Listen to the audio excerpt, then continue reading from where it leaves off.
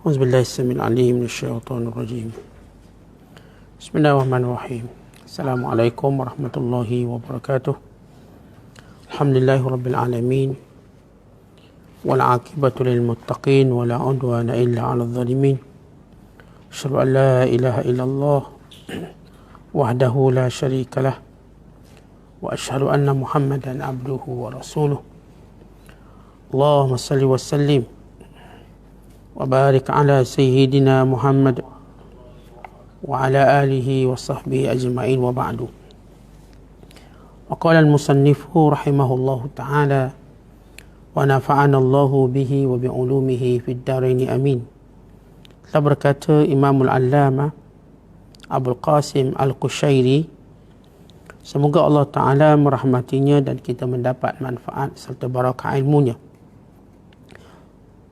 Seorang bertanya kepada Rabi'ah, saya telah sering berbuat dosa dan menjadi semakin tidak taat. Tetapi apabila saya bertaubat, apakah dia, yakni Allah, akan mengampuninya? Dia menjawab, tidak. Tetapi apabila dia mengampunimu, maka engkau akan bertaubat.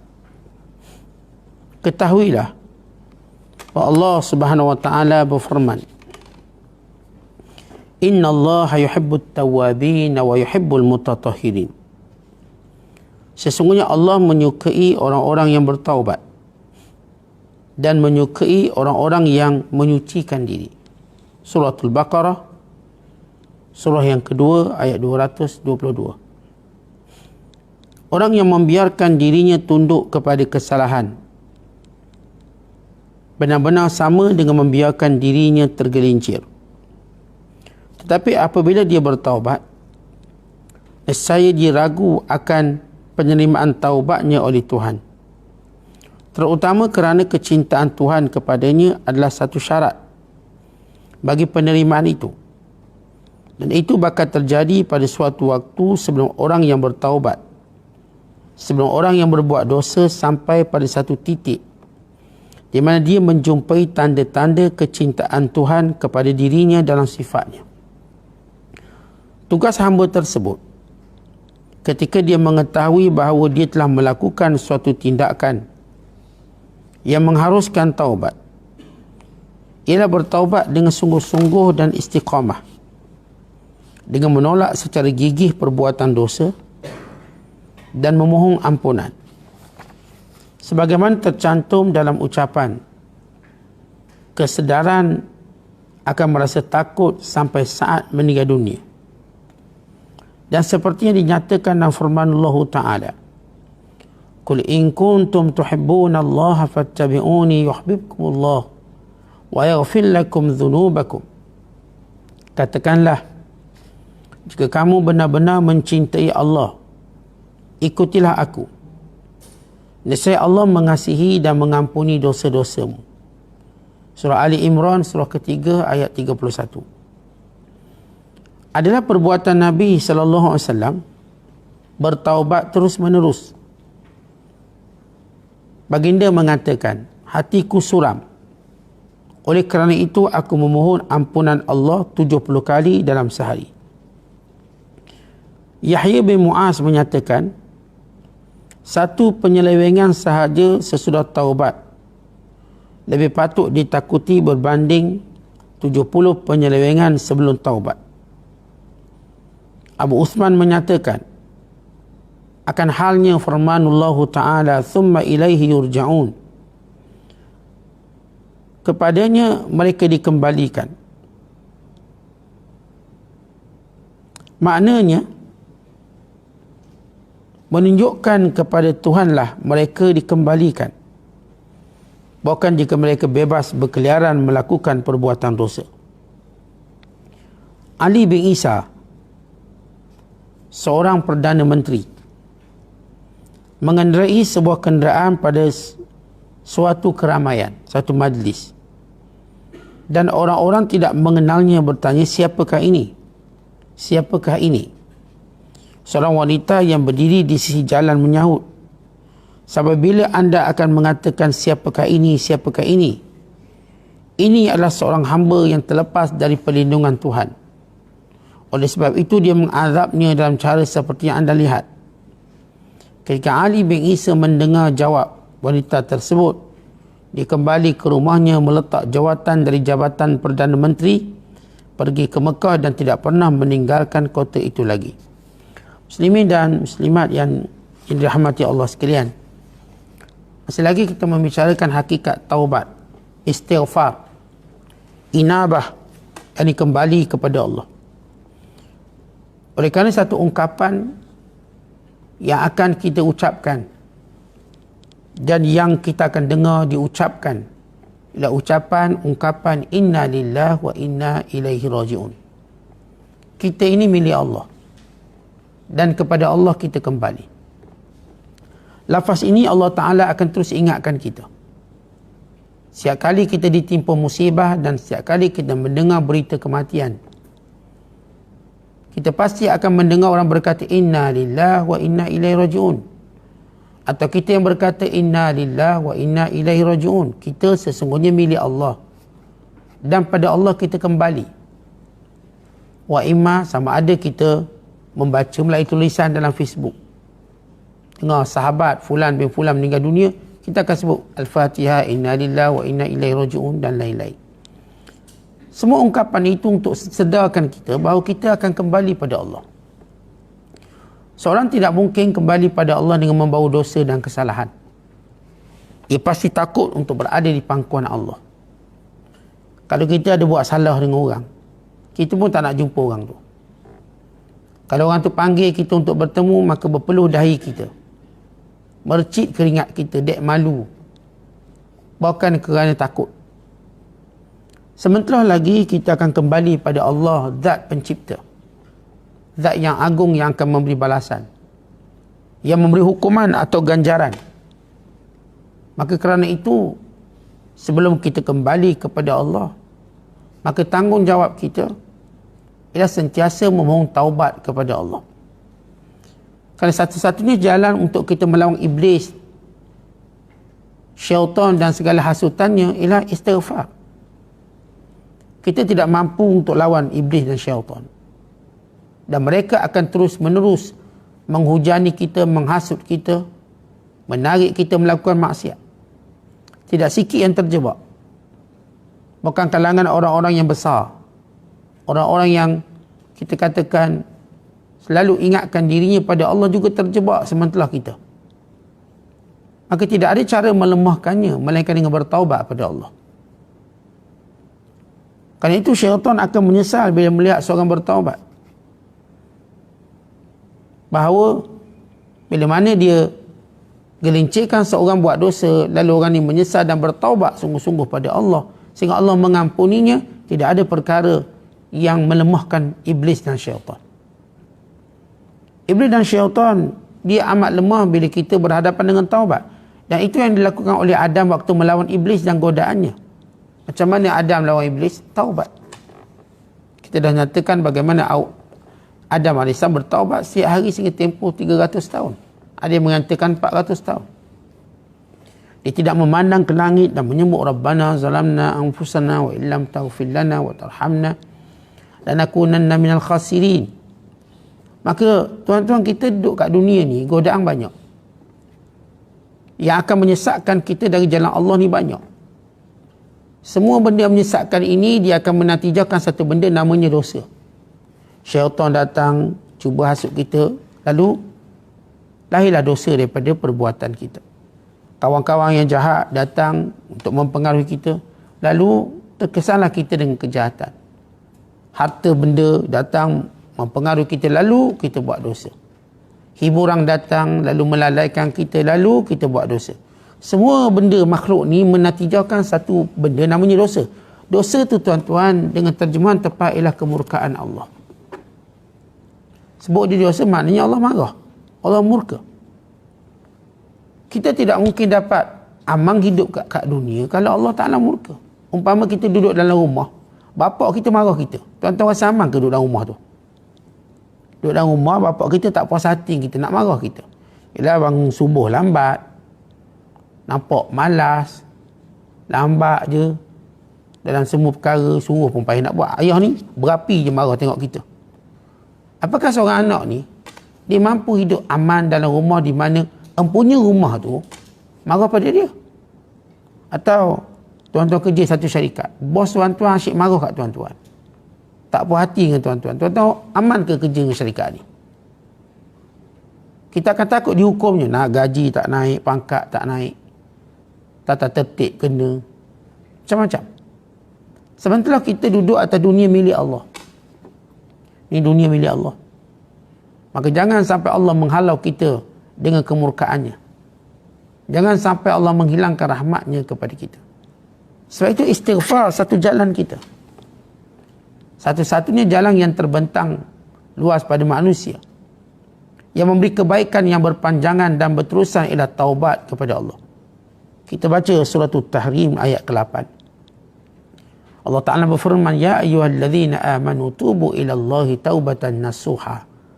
Asa rabbukum an yukaffira ankum sayyiatikum wa yudkhilakum jannatin tajri min tahtiha al-anhar. Yawma la yukhzillahu an-nabiyya walladzina amanu ma'ah.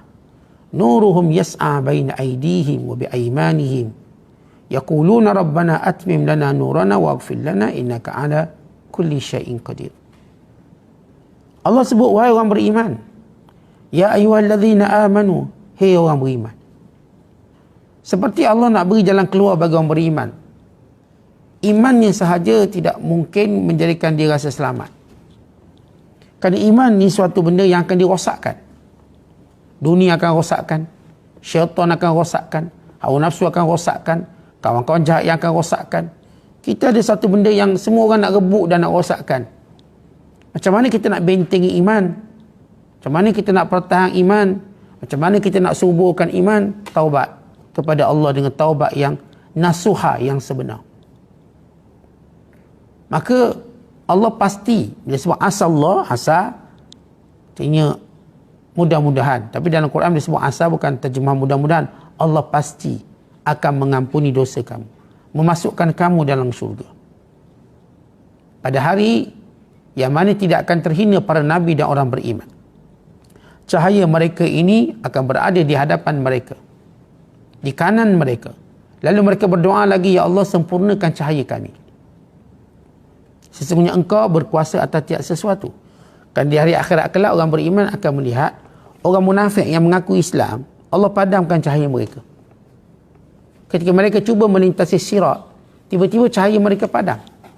Manakala orang beriman pula, Allah beri cahaya. Lalu mereka berdoa dan bermunajat, Ya Allah, sempurnakan cahaya ni.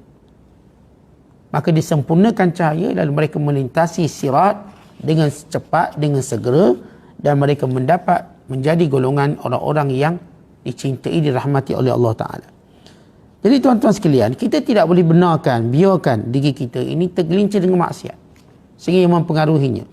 Orang bertanya pada Rabi'atul Adawiyah, Puan Rabi'ah, seorang kalau dia dosa, kemudian taubat, kemudian dia dosa lagi, boleh tak lagi dia taubat?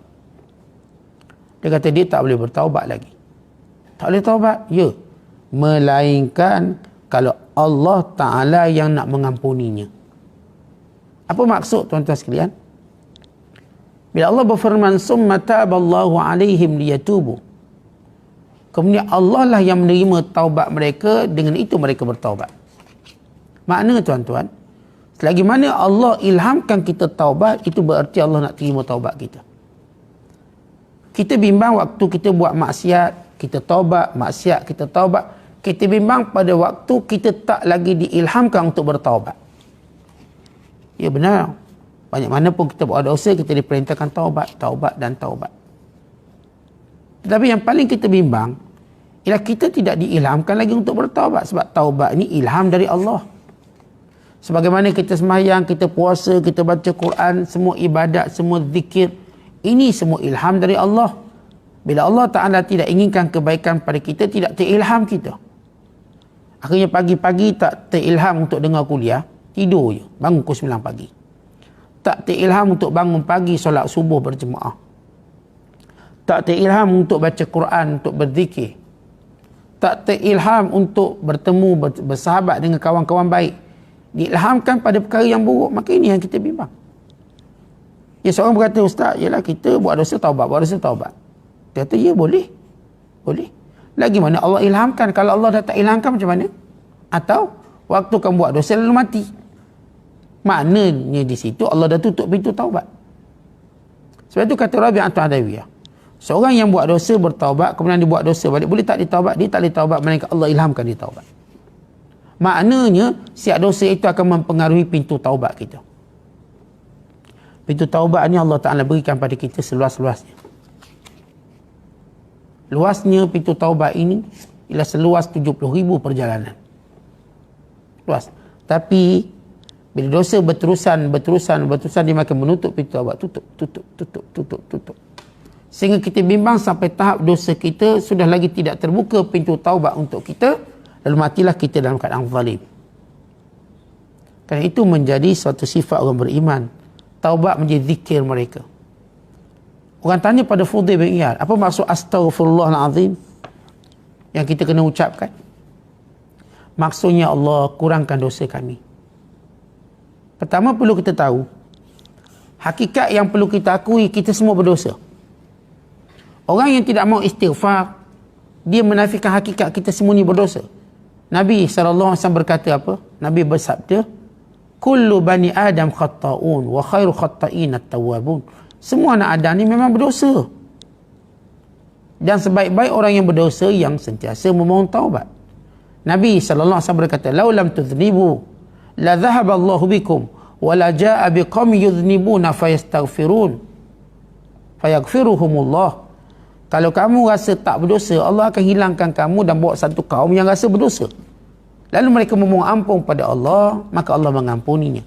Tuan-tuan, kita kena akui begini. Kita hidup kat dunia, kita siapa? Manusia. Apa yang pertama kita kena akui, kita sebagai manusia, kita hamba. Kita hamba Allah. Lagi, kita akui kita lemah. Jangan ceritalah gagah. Kita lemah. Tuan-tuan tengok orang yang badannya gagah, kuat, suruh dia angkat besi. Oh boleh Ustaz angkat besi. 100 kilo dia angkat, 140 kilo. Okey, suruh dia angkat banyak sikit. Angkat-angkat sampai pada angkatan terakhir, tengok muka dia. Dia angkat 10. Kali ke sebelah muka dia dah merah. Seperti otak-otaknya tidak lagi berfungsi. Dia tak mampu lagi angkat. Dia biasa 10, suruh angkat 11. Tak mampu lagi, dah tak kuat. Akui atau tidak kita lemah. Walaupun tubuh yang sama. Keturnya sama. Kita tak mampu lagi angkat melebihi 10. Okey, kita tekan tubi. Pumping. Nampak macam gagah. Mula-mula laju je. Macam 140 km sejam. Dia masuk 15 kali. Macam tak berapa nak naik. Itu kalau anak dia umur 4 bulan letak atas tu, terus jatuh dia. Maknanya kita lemah. Pertama, kita hamba. Yang kedua, kita lemah. Yang ketiga, akuilah kita ini ialah makhluk yang berdosa. Kena akui. Sebab itu tuan-tuan, perangai yang boleh merosakkan kita bila kita tak rasa berdosa, ini rosak. Sebab kita menafi hakikat kita. Hakikat saya dan tuan-tuan ialah makhluk yang berdosa. Maka sentiasa kita sebut astaghfirullah. Astaghfirullah. Makna astaghfirullah, yang pertama ialah kurangkan dosaku. Yang kedua, ya Allah, aku akui aku orang berdosa. Akui. Janganlah rasa kita ni hebat Ustaz. Sebab itu Al-Imam Abdul Wahab Sya'rani menyebut, antara kebodohan sebagian sufi bila mereka mendakwa mereka bukanlah makhluk yang berdosa, mereka dah power. Ini kebodohan. Dan ini bertentangan dengan sifat para salafus salih, bukan akhlak Nabi sallallahu alaihi wasallam. Sebab itu tuan-tuan, jauhilah sufi yang merasakan dirinya tak berdosa. Bukan dia menyangka apa yang saya buat ni kan Allah takdirkan, nak dosa apa Tuhan gerakkan semua. Ini su'ul adab, buruk adab dengan Allah Ta'ala. Patutnya mereka jaga Allah Ta'ala. Sepatutnya mereka jaga kemuliaan Allah Ta'ala. Jangan buat maksiat lalu berdalilkan Tuhan yang menghendakinya. Ini berlaku kurang adab dengan Allah. Pada Allah nak uji kita. Kalau kamu buat dosa, kamu sandar kat aku ke kamu mengaku pada diri kamu? Kalau kamu mengaku pada diri kamu, kamu beradab dengan Allah. Bila kamu buat pahala, kamu mengaku diri kamu ke atau kamu sandar pada Allah? Waktu kamu sandar kebaikan pada Allah, itu tanda kamu beradab dengan aku. Sebab itu kita diajar yang baik datang dari Allah. Yang lemah, yang kurang datang daripada diri sendiri. Apa yang tuan-tuan nampak yang baik, ilmu-ilmu yang bermanfaat itu datang dari Allah, bukan dari saya. Tapi mana-mana ada kekurangan, saya salah baca Quran, saya salah baca hadis, saya salah beri fatwa, itu datang daripada kejahatan diri saya, kelemahan diri saya. Dan inilah adab dengan Allah. Sebab itu bila kita kata istighfar, perlu menjadi suatu amalan kita, kerana kita ikrar, mengaku kita memang makhluk berdosa. Sesudah kita mengaku kita lemah, sesudah kita mengaku kita hamba Allah, dan kita mengaku kita berdosa, lagi apa benda lagi kita perlu mengaku dalam hidup ini? Mengakulah bahawa kita jahil. Sebab Allah sebut dalam Quran, wa ma utitum minal ilmi illa qalila. Kamu diberi ilmu sikit je, sikit bukan banyak. Maka kita kena ngaku kita ni hamba Allah. Maka sebab itu kena patuh semua, jangan pilih-pilih. Kita kena mengaku kita lemah. Sebab itu jangan sombong, jangan takabur. Kita kena mengaku bahawa kita berdosa. Sebab itu sentiasa rendah diri dan mohon ampun pada Allah. Dan yang keempat, kita mesti mengaku kita jahil. Sifat ini Allah sebut dalam Quran. Dan apa lagi yang kita kena ngaku? Yang kelima yang kita kena ngaku bahawa kita ialah manusia yang gopoh gapah. Apa maksud gopoh gapah? Lorak. Nampak macam kita katakan, budak ni lorak sungguh, gopoh gapah sungguh, tergesa-gesa sungguh. Tuan-tuan, dalam istilah Islam tergesa-gesa ini, bukanlah orang yang kita nampak kelang kabut nak siapkan barang, kelang kabut masak kat dapur. Dia ustaz kalau masak kat dapur, terbang semua puyuk belanga, tergesa-gesa dia. Kadang terjatuh, tersepak. Ini orang kelang kabut macam mana? Dia ustaz kadang-kadang nak pergi kerja punya kelang kabut, bajunya butang tak. Kadang-kadang pakai baju terbalik. Tetapi itu satu bentuk tergesa-gesa. Tapi yang paling tercela, maksud tergesa-gesa, orang yang lebih percaya dan tenang dengan janji dunia berbanding janji Allah. Dan ini yang Allah sebut dalam Quran. Kalla bal tuhibbunal ajilah. Bahkan kamu suka benda-benda yang segera, yang tergesa-gesa. Wa tadharunal akhirah. Kamu tinggalkan akhirat. Tergesa macam tu bahaya. Dengan manusia percaya janji, dengan Allah tak percaya. Manusia janji sikit je, percaya. Setan janji percaya. Tapi bila Allah janji tak percaya. Orang kata jumpa bomo ni terus selesai masalah kamu. Ayat setan. Dengan yang Allah janji, doalah pada aku mustajab. Ud'uni astajib lakum, minta dengan aku mustajab. Dia percaya bomo lagi pada janji Allah Ta'ala. Ni orang kata melabur kita untung beratus, beribu, percaya. Dermalah kita untung ni banyak kali ganda, 700 kali ganda, tak percaya. Dia pun guna sipil matematik Zuhair dia. So, macam mana derma saya boleh kaya? Saya nampak kalau saya melabur, saya untung banyak. Tapi derma, tak nampak saya keluarkan duit free keluar. RM100 derma, masuk tabung. RM100 hantar madrasah, beri fakir miskin, beri asnah. RM100 saya beri orang susah, orang memerlukan. Mana ada refund, mana ada pulangan balik. Baik, gini. Jangan guna teori. Kita lihat praktikal. Tak semua benda kita boleh guna teori. Dia ramai orang berteori. Mengikut sifir, melabur, untung. Sedekah, rugi. Itu sifirnya begitu. Baik, kita pergi pada realiti. Waqi'i kata orang Arab. Ramai mana orang melabur kena tipu. Kena tipu. Atas darat kering kata orang kampung saya. Atas darat kering kena tipu. Maknanya terang-terang kena tipu.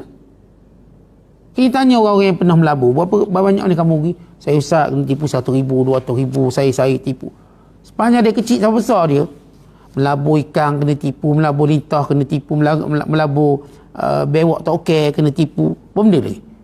Semua serangga dia dah melabur ni. Kolam ikan kena tipu, melabur highway kena tipu, hotel Mekah kena tipu, melabur mah kena tipu. Penuh dengan penipuan, tapi dia tetap percaya melabur. Percaya. Kalau kita tanya orang sedekah pula, yang sedekah kena tipu tak? Ada ustaz, ada orang tu ditipu. Baik, orang tu dia tipu, tapi dia tak kena tipu sebenarnya. Kerana sedekah tu Allah terima sebelum orang tu terima. Sebab itu Nabi SAW berkata, tidak ada orang bersedekah melainkan Allah yang terima dulu sebelum orang tu terima. Maknanya apa tuan-tuan? Kalau orang tu tipu kita, kelentong kita, kencing kita, apa benda pun, dia tak jejaskan derma kita. Kerana Allah terima dulu dah. Allah dah mengambilnya dan Allah dah tetapkan ganjaran dan balasannya. Yang ni pula tengok keadaan dia. Kalau dia menipu, adalah balasan dia. Tapi kita tak tertipu selamanya waktu kita melabur, waktu kita bersedekah. Kemudian dalam realiti hidup kita mula melihat keberkatan. Anak kita tak sakit, anak kita tak berkerenah, isteri kita pun tak bernafsu besar. Taklah fikir abang nak beli emas ni sampai sekerak lengang ni. Tak ada. Yang ada tak abang cik ni pun dah banyak ni. Taklah fikir nak beli peti sebesar lapang almari. Bang peti ni pun cukup lah bang, kita 2 orang. Taklah fikir nak beli rumah sebesar-besar rumah lah duduk 2 orang. Tak apalah bang, rumah kecil ni pun rasa dah besar dah bang. Artinya bila isteri tidak diberikan nafsu besar, itu rezeki. Tuan-tuan dapat isteri nafsu besar, mati. Langsir nak tukar seminggu sekali, tak mati kita. Lepas tu makan, nak makan kat luar saja. Boleh mati semua bankrupt. Tokai balok pun tak boleh nak jual apa dah tokai balok. Bila dia dapat isteri boros atau dapat suami yang mengambil kesempatan, habis harta isteri dibalungnya, ditukar nama, diambilnya. Apa protection kita tuan-tuan? Ataupun kita dapat pula anak-anak yang boros, kerjanya cuma habiskan duit kita. Kena jamin dia dari penjara, habis duit lagi. Dia berhutang orang tak bayar, kita kena bayar lagi. Dia naik kereta, langgar kereta orang, kita kena ganti rugi lagi. Banyak kena sungguh budak ni, habis harta kita. Tentu itulah sedekah yang akan melindungi kita dalam hal-hal itu semua. Sebab itu bila kita cerita tentang melabur dengan sedekah, Allah sebut dalam Quran dengan wa yurbis sadaqat. Allah yurbi ni apa tuan-tuan? Artinya suburkan. Sebab itu mulakan sedekah kita dengan senyuman kita, mulakan sedekah kita dengan percakapan baik. Ini semua dalam hadis disebut sedekah. Mulakan sedekah kita dengan menyuruh yang baik, mencegah kemungkaran. Mulakan sedekah kita dengan membantu menolong orang. Mulakan sedekah kita dengan memberi kadar yang kita mampu. Kemudian teruskannya dengan kadar yang diinginkan oleh orang tu. Dia sampai mula-mula kita sedekah ikut kita mampu. Lepas tu kita akan sedekah ikut orang tu nak berapa. Ji, saya nak 5,000 lah sebab ni. Boleh. 10,000 pun boleh. Sebab itu Abdullah bin Mubarak, waktu orang minta sedekah dengan dia, Abdullah bin Mubarak dia upah seorang. Kerjanya ialah untuk, selain daripada jawab soal jawab agama, orang pun hantar surat minta duit. Nak baiki atak, nak baiki bumbung anak, nak kahwin lah, nak ngekah anak, macam-macam. Dia hantar surat pada Abdullah bin Mubarak. Maka Abdullah bin Mubarak dia ni kaya, ulama kaya. Maka ada seorang pembantu, kerjanya ialah memenuhi apa yang diminta. Seorang minta 7,000 untuk ada urusan. Lalu Abdullah bin Mubarak kata, okey, tulis derma aku nak beri padanya 14,000. Tok Guru, dia minta 7,000 bukan 14,000. Tok Guru tersilap. Tersilap tak apa, awak tulis 21,000. Kita lihat tersilap dia tak akan kurangkan. Kita tersilap derma, kurangkan. Boleh pulang balik tak duit separuh ni? Nak derma separuh je. Ya, Abdullah bin Mubarak waktu penulis kata Tok Guru dia minta 7 bukan 14. Saya tersilap, tak apa, tambah 21,000. Ini sampai tahap orang-orang yang Allah Ta'ala jadikan dia raja sebenar. Raja. Tidak takut kefakiran. Dan ini disebut oleh seorang Arab Badui pada Nabi SAW. Berimanlah kamu kerana kita berada di hadapan seorang lelaki yang bila dia bersedekah, la yakhaful faqra, dia tak takut miskin. Kita nak tahu kita cinta harta atau tidak. Waktu mana kita sedekah, kita tak takut miskin. Tapi kalau sedekah baru RM10 rasa macam ada kurang duit, itu kita sayang harta tu. Baru RM10 derma. Itu pun 4 bulan sekali. Lepas PKP ni baru start derma ni. PKPP baru start. Sebab baru dapat pergi masjid, RM10. Rasa macam banyak pula. Macam tak cukup isi minyak. Dia rasa macam tu. Ini orang yang cinta pada harta. Baik, kembali pada taubat. Tentu taubat sebenar sebagaimana kata ulama ialah istisyarul wajad ilal ajal. Sentiasa datang rasa takut sampai bertemu ajal kita. Nak tahu nilai taubat kita sebenar, kita sentiasa rasa takut sampai mati. Perasaan inilah yang akan menjadikan seseorang itu benar-benar dalam taubatnya. Orang macam inilah tuan-tuan, dia akan beri manfaat dalam percakapan, dalam tindakan. Sebab itu kata Umar Al-Khattab, duduklah bersama orang bertaubat. Mereka paling mudah memberi manfaat. Kata kalau kita duduk dengan orang taubat, kita berkawan dengan orang taubat, orang ni mudah sebab mereka nak ambil balik kerugian yang pernah mereka lakukan. Cerita mereka pun menginsafkan. Nasihat mereka juga memberi kesan yang baik. Berkawanlah dengan orang bertaubat. Kerana berkawan dengan orang bertaubat memberi kekuatan untuk kita ibadat. Menjadi kita bersyukur dengan apa yang Allah Ta'ala berikan pada kita. Sebab mereka melalui keperitan-keperitan sebelum sampai ke taubat mereka. Dan Allah Ta'ala sebut, siapa yang benar-benar mencintai Allah maka ikut Nabi SAW. Allah pasti akan mengampuni, menyintainya dan mengampuni dosanya. Baik, Nabi buat apa? Nabi sentiasa istighfar kepada Allah. Bukan kata baginda SAW, innahu la yughanu ala qalbi fa astaghfirullah fil yawm 70 marrah. Ada seperti gangguan di hatiku, maka aku beristighfar pada Allah 70 kali. Apa maksud Rasulullah ni ada gangguan di hatinya?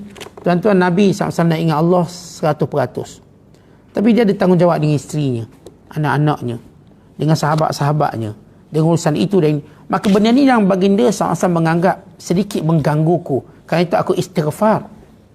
Bimbang-bimbang urusan itu bukanlah urusan yang Allah perintahkan dengan sebenar, atau aku telah melepasi waktu yang sebenar. Tuan-tuan, gini, kita ni Allah beri masa macam kita main bola. Tuan-tuan, waktu masa kita main bola berapa minit? Daripada whistle ditiupkan 90 minit.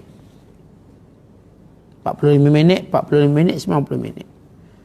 Plus waktu kecederaan, letaklah 5 minit. Jadi 95 minit. Tuan-tuan, waktu-waktu itu perlu kita manfaatkan sebenar-benar untuk buat gol. Atau pertahankan diri, jangan digolkan. Itu usaha kita. Sama kita hidup kat dunia, Allah suruh kita ingat Allah. Kita bimbang kalau kita berlebihan waktu dengan isteri kita, atau berlebihan waktu kita dengan anak kita, atau berlebihan waktu kita dengan kerja kita, lalu dengan itu Allah murka pada kita. Sebab itu kita istighfar. Dan kerana itulah tuan-tuan, orang beriman, waktu berurusan dengan isteri, anak-anak, harta, pekerjaan, bila Allah panggil je, kita meninggalkannya dengan cepat. Sebab itu apa kata Allah Ta'ala? Ya ayyuhalladzina amanu, idza nudiya lis-salati min yaumil jum'ah fas'au ila dzikrillah. Wahai orang beriman, bila kamu dipanggil je buat solat Jumaat, segerakan untuk ingat Allah. Kerana itu Nabi SAW, dia tolong isterinya kat rumah. Tetapi wa iza hadaratis salat, bila sampai waktu solat, Nabi tinggalkan. Nabi tak ada, boleh sikit lagi. Atau isteri dia cakap, bang sikit, nak perabi sikit ni, tak apalah, abang solat kat rumah je. Tidak. Waktunya dah habis. Waktu saya tolong awak ni dah habis. Sekarang saya mesti bersama dengan Allah. Tuan-tuan, mampukah kita susun benar-benar waktu itu? Sebab itu kita bimbang terlajak waktu kita dengan makhluk sehingga kita mengambil hak masa Allah Ta'ala yang menjadikan Allah murka pada kita. Sebab itu setiap benda itu ada waktunya. Hati-hati jangan sampai kita melampaui waktu yang Allah Ta'ala tetapkan pada kita.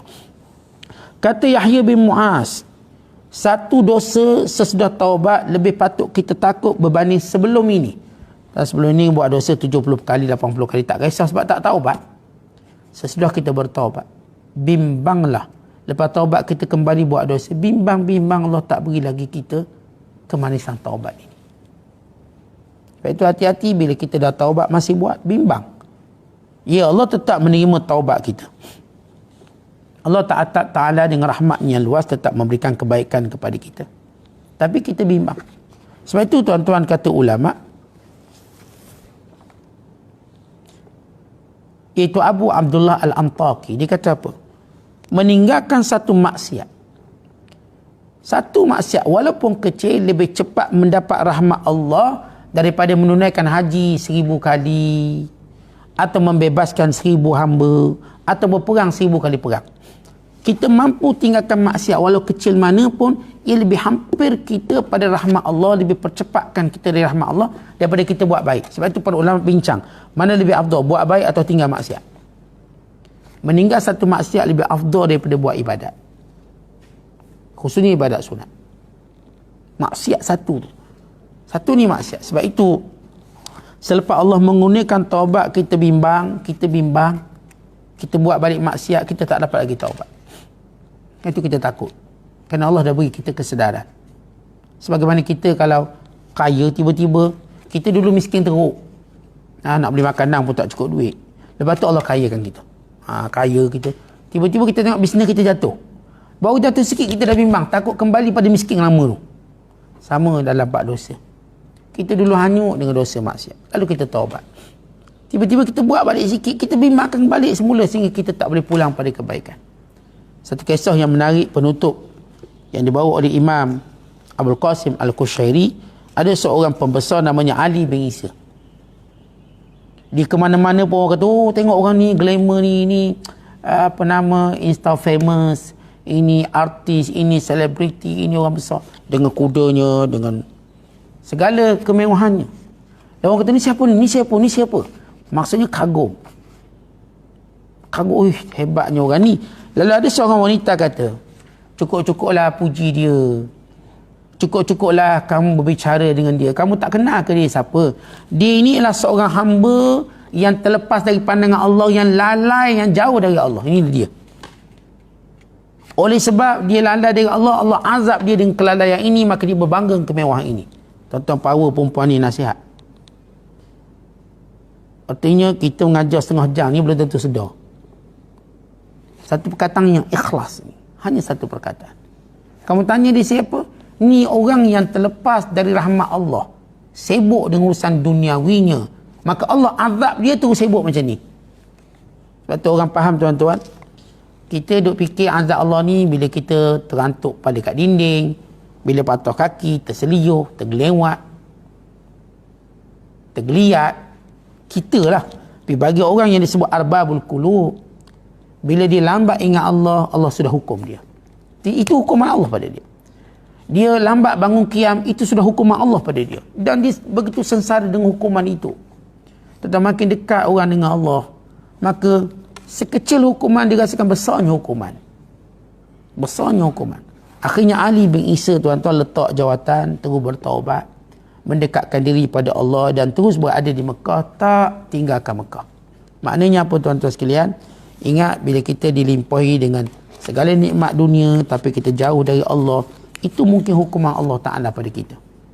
Lalu kita pun berada dalam kelalaian yang berterusan sehingga menyebabkan kita tidak menyebut nama Allah dengan sepatutnya dan kita meninggalkan perintah Allah. Akhirnya kita kembali pada Allah dengan tak bawa apa-apa melainkan kemurkaan Allah Ta'ala. Maka takutilah keadaan seumpama itu. Wallahu a'la wa a'lam bissawab. Assalamualaikum warahmatullahi wabarakatuh.